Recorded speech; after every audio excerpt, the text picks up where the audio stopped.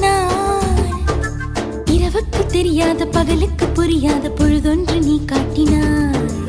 இதயத்தில் நீ இருப்பதனால் நான் தூங்கும் நேரத்தில் என்னுள்ளே தூங்காமல் நெஞ்சுக்குள் வாயாடினாய். கண்ணாடி நீ கடிகாரம் நான் உன்னுள்ளே ஓடோடி வாழ்வே.